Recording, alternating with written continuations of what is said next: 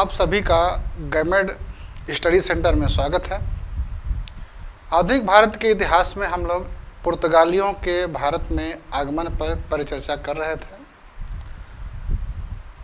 इस परिचर्चा के प्रथम भाग में हमने पुर्तगालियों के भारत के आगमन के बारे में बात की।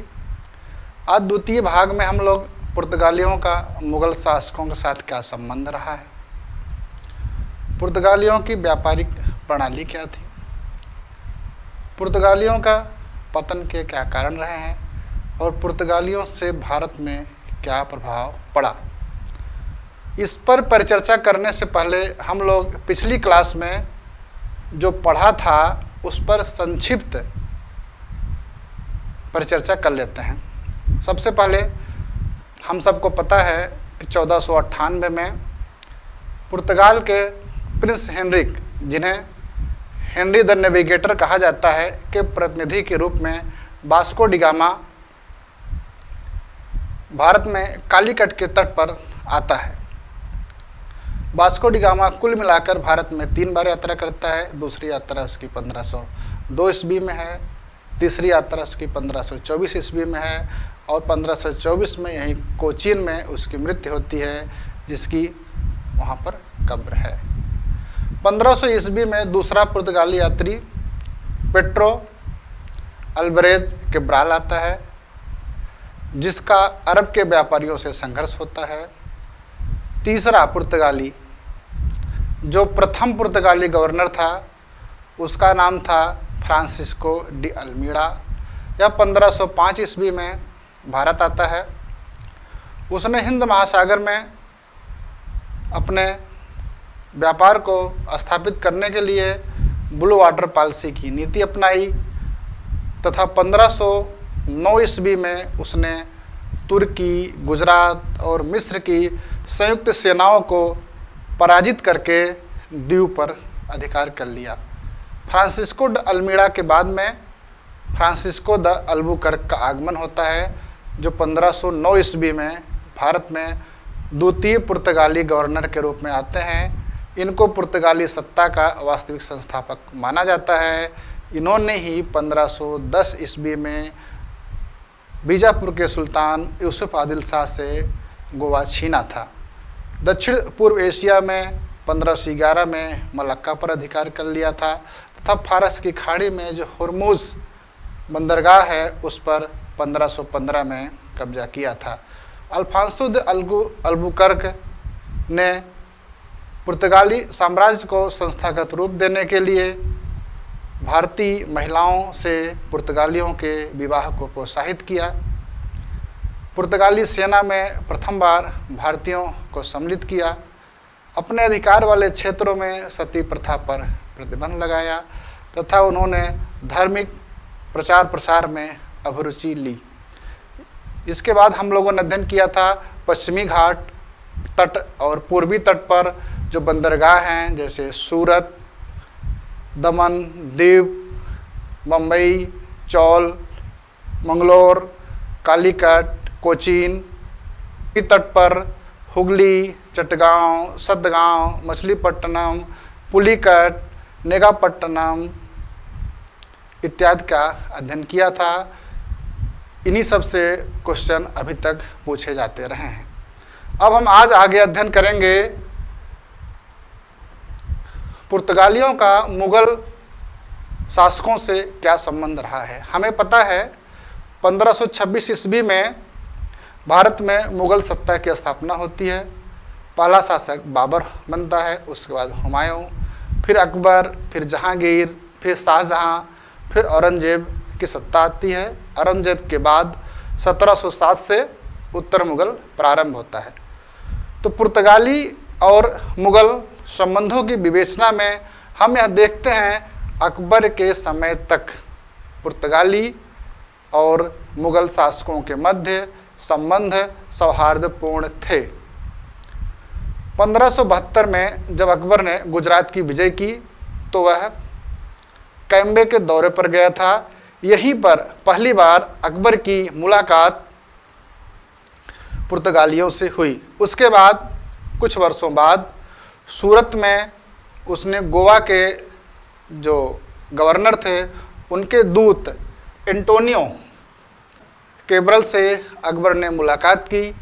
अकबर ने अपने दार्शनिक और धार्मिक ज्ञान को बढ़ाने के लिए जूलियन परेरा, किससे? जूलियन परेरा ए फादर थे, इनसे संपर्क स्थापित किया और ईसाई धर्म का ज्ञान प्राप्त किया। अकबर के समय में ही 3 जेसुइट मिशनरियों का दल दरबार में आया था। जेसुइट मिशनरी कैथोलिक पादरी होते हैं जो स्वभावतः उदार और विनम्र होते हैं। अकबर के बारे में हमको पता है कि उन्होंने जो है दीन इलाही या सुलह कुल की धार्मिक नीति का प्रतिपादन किया था। उस नीति के प्रतिपादन से पहले उन्होंने विभिन्न धर्मों के अवलंबियों को विचार विमर्श के लिए एक मंच दिया था जो इबादत खाने के रूप में था। उस इबादत खाने में विभिन्न धर्म के दार्शनिक विद्वान उपस्थित होते थे और अपने धर्म का प्रचार प्रसार करते थे, तर्कसंगत ढंग से अपने धर्म की व्याख्या करते थे। इस हेतु उन्होंने गोवा के पादरियों का दरबार में आने के लिए प्रयास किया। अकबर के निवेदन पर गोवा से 2 पादरी 28 फरवरी 1580 में अकबर के दरबार में गए, जिनका नाम है रोडाल्फो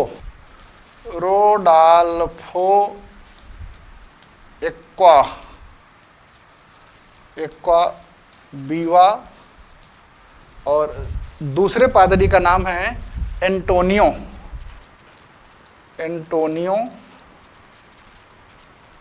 मोन्सेरात। बहुत से परीक्षाओं में क्वेश्चन पूछा गया है कि उस जेसुइट पादरी का नाम बताइए जो सबसे पहले अकबर के दरबार में गया था फतेहपुर सीकरी में। तो अभी हम लोगों ने बात किया फादर एक्वावीवा और फादर मोन्सेरात गए। उसके बाद शेष 2 दल, एक दल, दूसरा दल जो है 1590 ईस्वी में तथा तीसरा दल जो है 1595 ईस्वी में अकबर के दरबार में गया। अकबर के बाद मुगल और पुर्तगालियों के बीच संघर्ष की शुरुआत जो है जहांगीर के शासनकाल में होती है। 1613 ईस्वी में पुर्तगालियों ने गोवा में मुगल जहाज़ों को लूटा। जहांगीर के आदेश पर सूरत के मुगल गवर्नर मुकर्रब खां, कौन? मुकर्रब खां ने अंग्रेजी नौसेना के कैप्टन डाल्टन की सहायता से, किसकी सहायता से? डाल्टन की सहायता से पुर्तगालियों को पराजित कर दिया। जहांगीर ने पुर्तगालियों को जो जो सुविधाएं दी थीं वो सुविधाएं वापस ले ली। आगरा में, लाहौर में पुर्तगालियों के गिरजाघर स्थापित थे, उन गिरजाघरों को बंद करवा दिया। अंत में थक हार करके पुर्तगालियों को जेसुइट पादरियों के माध्यम से संधि वार्ता की और जहांगीर ने उनको माफ़ कर दिया। शाहजहां के काल में 1632 ईस्वी के आसपास पुर्तगालियों और मुगलों का बंगाल में संघर्ष शुरू हुआ। पुर्तगाली यहाँ पर लोगों को बलपूर्वक ईसाई बना रहे थे, उनको लूट रहे थे, समुद्री डकैतियाँ डाल रहे थे।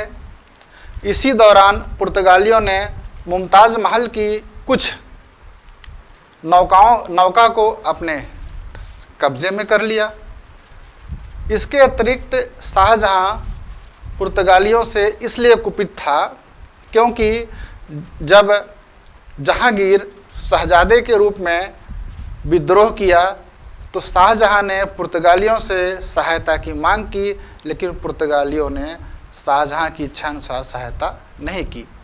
दूसरी, जब शाहजहां बादशाह बना तो पुर्तगाली जो है नजराना देने भी नहीं आए, इसलिए उसने आदेश किया अपने मुगल गवर्नर कासिम खां को। कासिम खां ने पुर्तगालियों के ऊपर कार्रवाई की और कार्रवाई करके हुगली पर अधिकार कर लिया। औरंगजेब के समय में भी पुर्तगालियों और मुगलों के बीच संघर्ष जारी रहा। उस समय अराकानी डाकुओं के साथ मिलकर पुर्तगाली बंगाल के तटवर्ती क्षेत्रों में समस्याएं पैदा करते थे। ढाका से चिटगांव का एरिया बहुत असुरक्षित हो गया था। अतः बंगाल के जो मुगल गवर्नर थे शाइस्ता खां ने कार्रवाई की और डाकुओं का जो मुख्य केंद्र था सोन द्वीप, कौन सी जगह थी? सोन द्वीप, उस पर अधिकार कर लिया। इसके बाद हम लोग अध्ययन करेंगे कि पुर्तगालियों की व्यापारिक प्रणाली क्या थी, व्यापारिक व्यवस्था क्या थी। तो इसके संबंध में दो टर्म प्रयोग होते हैं जिनको अच्छे ढंग से समझना बहुत जरूरी है। पहला है कार्टज अरमेड़ा प्रणाली, दूसरा है काफिला प्रणाली। कार्टज का तात्पर्य परमिट से है। परमिट मतलब अनुमति पत्र। हिंद महासागर में जिनको भी व्यापार करना होता था उन्हें पुर्तगालियों से परमिट या अनुमति प्राप्त करनी पड़ती थी। जो व्यापारी यदि परमिट या अनुमति पत्र नहीं प्राप्त करके व्यापार करते थे उन्हें पुर्तगाली जहाजी बेड़े अरमेड़ा की शक्ति के माध्यम से रोक दिया जाता था। इसीलिए इस व्यवस्था को कार्टेज अरमेड़ा व्यवस्था कहते हैं। क्या कहते हैं? कार्टेज अरमेड़ा व्यवस्था कहते हैं, क्योंकि इसमें अनुमति पत्र को अगर नहीं माना गया तो कार्टेज तो अरमेड़ा का प्रयोग किया जाएगा। पुर्तगाली नियंत्रण के जितने भी क्षेत्र थे वहाँ पर यदि व्यापार करना है तो कार्टेज अरमेड़ा प्रणाली के अंतर्गत आना पड़ेगा। अकबर ने भी पुर्तगालियों से कार्टेज प्राप्त किया था, इस तरह से इतिहास में वर्णन है। इसके बावजूद भी अरबी और भारतीय जहाज काली मिर्च या गोल मिर्च तथा गोला बारूद का व्यापार नहीं कर सकते थे। आगे काफिला प्रणाली। काफिला क्या होता है? काफिला या कारवां छोटे छोटे व्यापारी एक समूह में चलते हैं, उस समूह को जो है काफिला या कारवां कहा जाता है। ये काफिला और कारवां जब चलता है तो उसके साथ साथ में पुर्तगाली जहाजी बेड़ा भी चलता है ताकि उसकी रक्षा कर सके। उस रक्षा के एवज में पुर्तगाली जो है शुल्क लेते हैं। काफिले की रक्षा के लिए पुर्तगाली शुल्क लेते हैं, इसलिए इस व्यवस्था को काफिला कहते हैं। तो इस तरह से पुर्तगाली व्यापारिक व्यवस्था कार्टेज अरमेड़ा और काफिला पर आधारित मानी जाती है। दूसरा है इनका व्यापारिक वस्तुएं क्या थी। हम सबको पता है मसाला, काली मिर्च, गोल मिर्च, घोड़े इत्यादि का व्यापार किया जाता था। अरबी या ईरानी घोड़ों की दक्षिण भारत में बहुत अधिक मांग थी। इसके बाद है पुर्तगालियों की असफलता के कारण पुर्तगाली भारत में असफल हुए, उसके पीछे क्या क्या कारण रहे हैं।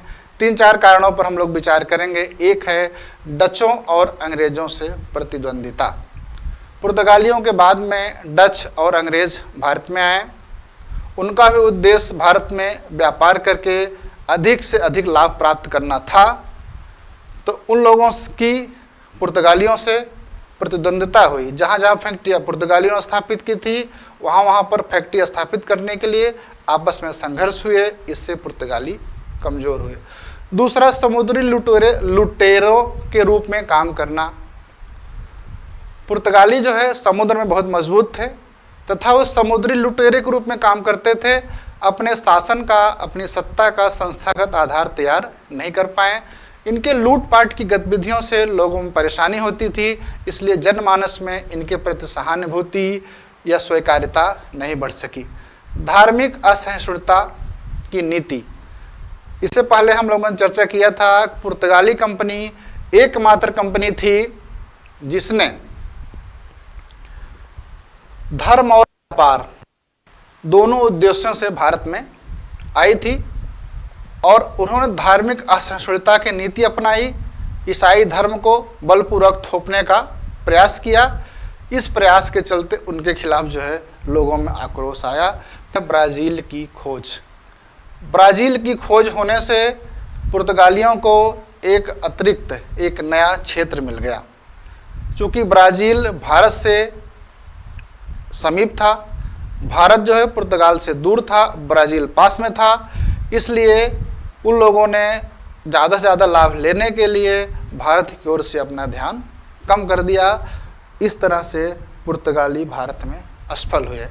अब हमें पता है कोई भी आता है तो कुछ न कुछ दे के जाएगा या लेके जाएगा, तो हम अब बात करेंगे पुर्तगाली का। पुर्तगाली जो आए थे उनका भारत में क्या प्रभाव हुआ। तो सबसे पहला है, जब पुर्तगाली भारत में आए तो सबसे पहले क्या हुआ, ईसाई धर्म का व्यवस्थित रूप से यहाँ पर प्रसार प्रारंभ हुआ। प्रसिद्ध जेसुइट संत फ्रांसिस्को जेवियर भारत में जब गवर्नर थे, कौन थे गवर्नर, अल्फांसो डिसूजा, उसके समय में भारत में आए। जेवियर के बारे में जब हम लोग मध्यकाल पढ़ेंगे तो बहुत से जो है मध्यकालीन शासकों के बारे में अपनी रचना में उल्लेख किया है, तो एक ऐतिहासिक साक्ष्य बहुत मजबूत जेवियर की ओर से प्रस्तुत किया जाता है। अकबर के दरबार में फादर रोडाल्फो एक्वाविवा और फादर मोन्सरात के माध्यम से उस धर्म का प्रवेश हुआ, ईसाई धर्म का प्रवेश मुगल दरबार में हुआ। अगला है 1556 ईस्वी में सबसे पहले गोवा में पुर्तगालियों ने ही छापा खाना स्थापित किया। पहला प्रिंटिंग प्रेस 1556 में कहाँ पर स्थापित किया गया, गोवा में। समझ रहे हैं, ये प्रश्न जीएस में बहुत बार पूछा गया है कि भारत में पहला प्रिंटिंग प्रेस कहाँ स्थापित किया गया। उत्तर है गोवा में किया गया। कब किया गया, 1556 में किया गया। किसने किया, पुर्तगालियों ने किया।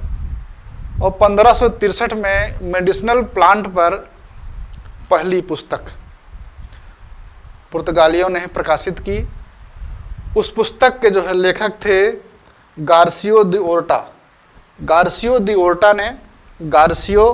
ओर्टा ने पहली पुस्तक 1563 में जो मेडिसिनल प्लांट पर थी कि जो वनस्पतियां हैं उनसे कौन कौन सी औषधि बन सकती है, उनसे कैसे उपचार किया जा सकता है।